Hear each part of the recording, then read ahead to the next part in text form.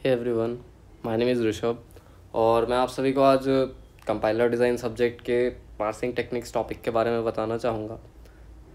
Parsing technique से पहले हमें ये समझना होगा कि एक पार्सर क्या होता है और वो क्या करता है। So parser is basically mixture of two phases in the compiler model, if you have read it. तो उसमें लेक्सिकल एनालिसिस पहला होता है, उसके बाद हमारे पास होते हैं सिंटैक्स और सिमेंटिक एनालिसिस। इन दोनों को बन करके पार्सर बनता है। अब पार्सर इनपुट में टोकन्स लेता है और आउटपुट में आपको एक पार्स ट्री देता है and annotated parse tree to be specific. तो पहले अपन ये जानते हैं कि सिंटैक्स एनालिसिस क्या होता है। सिंटैक्स एनालिसिस में आपके पास जो होती है वो एक CFG means context free grammar के बेसिस में वो ये डिसाइड करता है कि क्या कोई एरर है या नहीं है। अब ये मेथड थोड़ा इनएफिशिएंट है या फिर अर्लियर लेवल पे है, मीन्स ये सारी एरर्स नहीं पकड़ेगा, क्योंकि ये अगर आप कोई वेरिएबल डिफाइन कर रहे हो इंट ए जैसा और फिर उसको फ्लोट की वैल्यू असाइन कर रहे हो, तो अब अनटिल दिस पॉइंट जब तक कि कंपाइलर जो है सिंटैक्स एनालिसिस में ही है वो इस चीज़ को कैच नहीं कर पाएगा that you have assigned your int a value of 9.47। It will move it along to the semantic analysis. अब सिमेंटिक एनालिसिस क्या होता है? वो एक स्पेशलाइज्ड कंटेक्स्ट फ्री ग्रामर में काम करता है जिसको हम कहते हैं SDD। इसका फुल फॉर्म होता है सिंटैक्स डायरेक्टेड डेफिनेशन।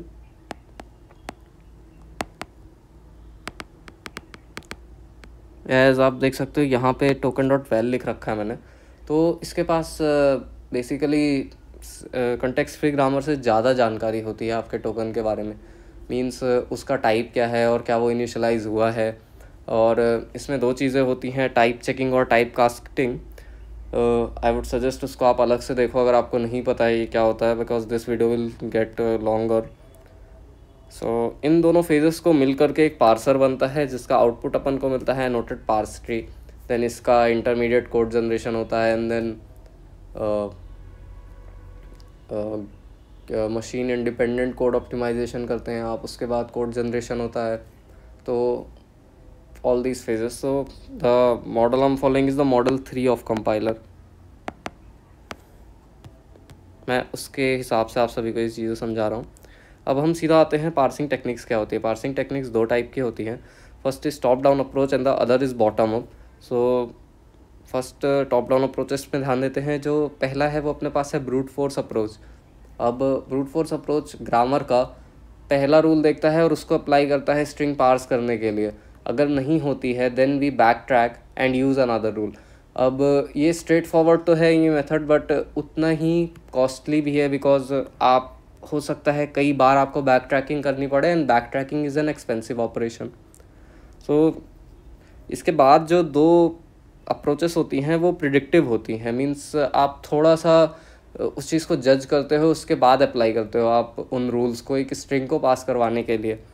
तो जो भी आपको ग्रामर दी हुई है उसमें से। Now the second is recursive descent parser. अब रिकर्सिव डिसेंट पार्सर में अपन एक सॉर्ट ऑफ पार्सर क्रिएट ही करते हैं किसी प्रोग्रामिंग लैंग्वेज में। हम बेसिक यहाँ पे इनपुट सक्सेस और एडवांस का यूज़ करते हैं। I will show you a example जब मैं इस चीज़ को सॉल्व करूँगा। अब उसके बाद आता है LL1 ग्रामर। इस LL1 एक स्पेशल टाइप की ग्रामर होती है जो नॉन एम्बिगस होती है। एम्बिग्विटी का मतलब if multiple parse trees can be generated for a single grammar and that is not something we want in our LL1 grammar questions.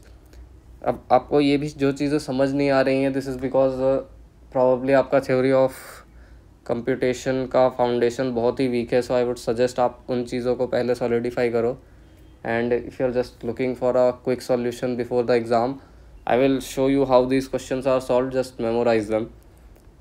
अब इस LL1 का मतलब होता है first L refers to left to right and the second one refers to left most derivation and the last one brackets जो parenthesis के अंदर 1 लिखा हुआ है वो लुक अहेड है, मीन्स 1 का लुक अहेड करते हैं अपन। Bottom up parsing types are first is shift reduce. This is the best parsing technique of all क्योंकि ये ईजी है and compiler design will do that to you, that you will start biasing toward a certain parsing techniques. It's just something you learn in engineering. अब उसके बाद अपन आते हैं operator precedence parsing में। ये भी फेयरली न्यूट्रल मेथड है, not as bad as SLR. SLR में आपको एक फाइनाइट डिटर्मिनिस्टिक फाइनाइट ऑटोमेटा बनाना होता है, जो कि बेसिकली सोल रेकिंग है, if you know what I mean. I hated this one so much because मैंने अपने एंड सेमेस्टर एग्जाम्स दे दिए हैं and I wanted to do something good, give back to the community and shit, so I am making these videos. इससे पहले वो मुझे भी भूल जाए, बिकॉज ट्रस्ट मी, ये मेरे प्रोफेसर बहुत अच्छे हैं कॉलेज में जिन्होंने समझाया, मेरे फ्रेंड्स बहुत अच्छे हैं जिन्होंने इन चीज़ों को मेरे दिमाग में भरा, अदरवाइज़ मुझसे ये चीज़ नहीं होती। So I understand the pain of every one of you out there, but let's not waste any time, you guys probably have exam tomorrow. अब यहाँ पे अपन सबसे पहले स्टार्ट करेंगे ब्रूट फोर्स अप्रोच की, ब्रूट फोर्स पार्सिंग टेक्निक। अब मैं इसके लिए एक क्विक ग्रामर ले लेता हूँ आपको समझाने के लिए। ब्रूट फोर्स पार्सिंग तो एक बेसिक प्रोडक्शन रूल्स लिख रहा हूँ मैं, मतलब S derives A S B and S derives A B. अब जो अपने को स्ट्रिंग पार्स करनी है वो सबसे पहले हम ए बी लेकर के देखते हैं। तो अगर आप इसका एक पार्स ट्री बनाओगे, इसमें ए आ गया, S itself and then B. तो if you want to create A B you will have to choose this, you can see it. और आप ये चीज़ देख करके समझ रहे हो कि अगर मैं एस को ए बी में एक्सपैंड कर दूं तो मेरी स्ट्रिंग ए बी बन जाएगी। बट वेट, आप अभी ऐसा नहीं कर सकते बिकॉज ब्रूट फोर्स अप्रोच जो होती है वो सबसे पहले यूज़ करेगी फर्स्ट रूल को, जो कि है ए एस बी। तो आप अगर एस को एक्सपैंड करते हो तो आपका स्टेप 2 में आएगा A S B and this S again will be expanded to A S B, and then you'll check are you anywhere close to this string. So in this scenario you are not, because you are getting AASBB and whether you wanted where you wanted AABB. So you will just backtrack, denote it in any way. Your teachers should just understand that you are backtracking to the previous step, and now your step 3 you will be where you started, basically A S B, and then expand your S to A B.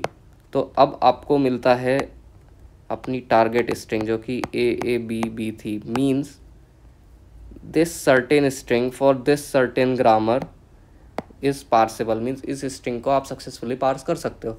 ये है अपना brute force parsing approach. अब क्योंकि ये Fairlie बहुत ही simple string थी और grammar के रूल्स भी ऐसे थे कि आपका एक ही बैक ट्रैक करने में काम हो गया, but if you have multiple rules, multiple बहुत ही बड़ी स्ट्रिंग है, तो अब आपको बहुत ज़्यादा इसमें मेहनत करनी पड़ेगी, मल्टीपल बैक ट्रैकिंग होगी और स्टिल ऐसा हो सकता है कि आप उसको सक्सेसफुली पार्स ना कर पाओ। तो this is all about brute force parsing. Personal experience से बताऊँ तो मैंने इसके क्वेश्चंस ज़्यादा नहीं देखे एग्ज़ाम्स में, but better to learn because ये कई सारी चीज़ों के बारे में आपको समझाती है। And the next one will be recursive descent parsing.